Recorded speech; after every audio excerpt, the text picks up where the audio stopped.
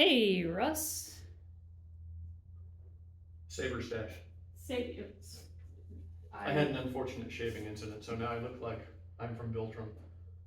I don't It's know. okay, you don't have to get that I reference. don't know what that is. You look like a 19th century fencing master. You just need a white jacket. They need to come out here before I can do that. Nah, it's okay. So, I don't know if you've heard about the big to-do recently. Someone was at a rapier tournament and got stabbed with an unblunted tip, and it sucked, and everybody's talking about it. Ah, okay. So I was wondering if you had some Oh thoughts on god, that. okay, so you want my hot take. Okay, well 99% of my hot takes are gonna be somewhere between lukewarm and ice cold. Rapiers should flex. I've been dying on this hill for a very, very long time. A very long time. To the point where I've been talking about distal taper long enough.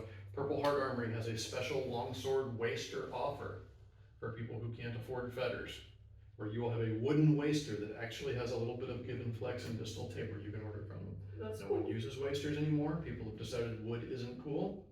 They want the ability to go hard and stuff. Fetters existed for a reason. It's cool. I still like them, but I'm a dinosaur. I like them too. Flex is important. Your weapons should flex. If you are using a saber that doesn't flex, you should be wearing a plastron. They also carry a plastron that I basically cajoled Christian into having spec carry. So make Christian's bottom line awesome and buy that quilted plastron, because you can always, it's a beautiful part of the spec design, you can open it up and take that little styro gum out and stick a layer of heavy veg tan leather in there, and you are effectively armored, but you still have good movement. If you're size small like Cat, you may have to trim the shoulders down because it's one size fits all, but it is a truly, truly excellent design. And my name isn't on it for a number of reasons, one of which is that it would not help sell them, possibly the reverse. But I 10,000% vouch for that product. Stiff weapon, you need a plastron or a chest protector. It's for the ribs. As I tell my trans students as well, it's not about boobs, it's about ribs and protecting the ribs. You do not want big rib contusions, they suck. Speaking as the guy who has done a lot of contact stuff in his life, even though I don't now, mostly because I'm trying to recover from all the injuries of it, I'm not sure which ribs I have that have not been cracked. I know there's a few, like on this side high. Some of these haven't been cracked. Almost all of these have, and almost all of these have, and it's not fun. The second one is a lot of people are giving the tourney organizers a mess of unbridled shit about banning rubber tips on rapiers. Mm-hmm. Well, people have been talking about rubber tips on rapiers causing concussions for good goddamn reason.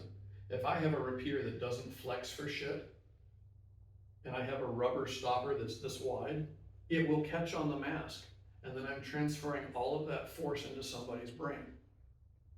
Well, as somebody who used to bounce around a ring 20 rounds a night, 4 nights a week, I have given and taken more TKOs than I can remember. AKA, I'm gonna kick your ass as soon as I figure out why my legs don't work, right? We don't need to be eating that kind of TBA and rapier. It is reasonable to say we need something that is going to prevent punctures while also not turning this into rapier pugilism. Yeah, no thanks. Yeah, so there's heated gummy stuff that you can put in a microwave and put around little plastic beads that will make a wider surface but not a grippy surface. Mm-hmm. And that harder plastic will skate off a mask. The old use a bullet casing. Granted, if you're European, you may not have easy access to bullet casings. If you're American, you do. It's a good solution. For the right blade, especially right thrusting blade, they work. Problem is they fall off and you can't tell when they're going to fall off. So if they fall off mid-bout, you've got a problem. But flex is not a dirty word for sabers and rapiers and foils and all of that stuff. We want flex. If you don't have flex, and we have to do the gamut between really big heavy blades, which are often stiff, our beater sabers don't flex for shit, because it's an $80 saber. Yeah, it don't flex. Or if I'm using a Boken, it doesn't flex. Then you're playing slow work where you're indicating blows rather than landing them and working on getting that mechanical precision that later on makes you really fast, or you're wearing big, heavy protective gear. I don't have a lot of take beyond that, except that people need to calm the fuck down.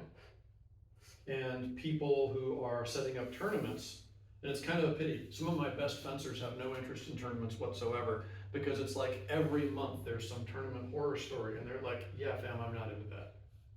No one wants to go to a place and spend a lot of money and get injured. Or watch somebody else get injured. Or watch someone else get injured. So if you're organizing a tournament, you have to set the culture. The heavy grugging, a lot of these injuries come from people going, hey, safety's your responsibility, or the rules will keep me safe. Well, that's fine for soccer and football. Football culture, people break as part of the culture. No one wants it to happen, but no one particularly cares either. It's one of the things that's not so great about football. It's one of the things that's not so great about wrestling. It's one of the things that's not so great about gymnastics or ballet or any of these other elite entities where if one person breaks, there's 1,000 other people waiting to take his space, and ultimately the people are disposable. I don't like it. I don't do competitive team sports. My opinion's not part of the recipe. But for a fencing tournament, set the culture, set the rules, and say, if you don't like the rules, you don't need to be fencing here. If you set the culture, set the rules, set the standards, and you are unapologetic about enforcing it, you'll have a great tournament. It is when you start waffling on enforcement or waffling on the standards that the bullshit merchants show up. The ones who make an excuse for everything and everyone. It's when the poor sports start showing up. And there are some tournaments that are absolutely infamous for this. I'm not going to call you out because I don't need the heat. People who attend those tournaments, you know which ones they are, and you know how much they enforce the rules. As soon as you waffle on rule enforcement, you've lost your ability to put in the correct culture. Anyone can beat the shit out of each other with sticks. That's not fencing.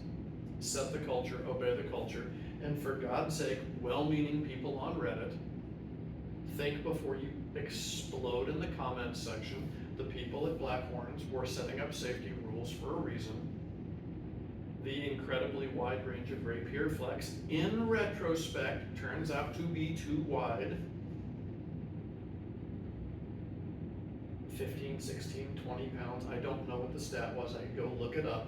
Flex on a rapier is just too heavy.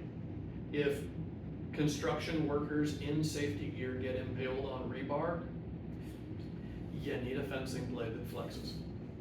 It's just the way it is. And if that means it's a little bit floppy and it doesn't give you authority in the bind when you're bound in the week, yeah, well, tough shit.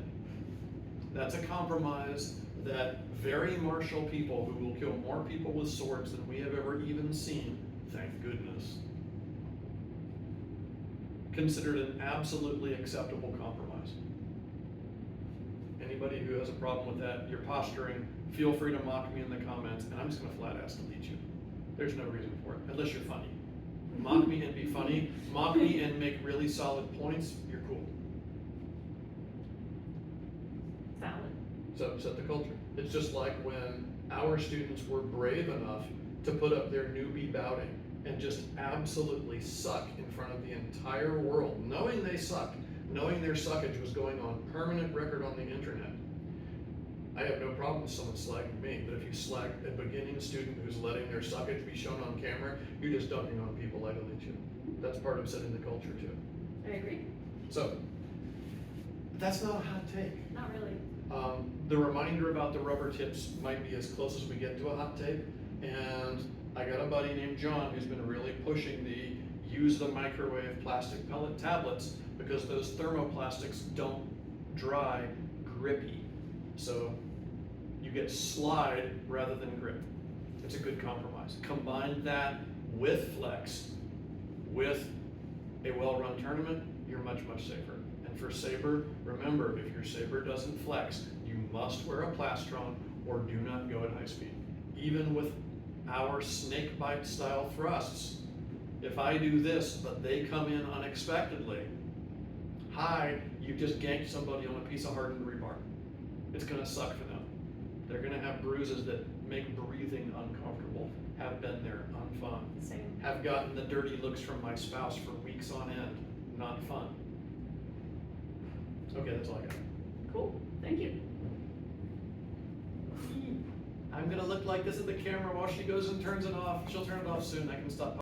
We've got more videos and content coming, so if you liked what you saw and it was useful for you, please stab the like button, /subscribe, and punch the little bell icon so that you're notified immediately when new content comes available. Thanks, and go do the thing.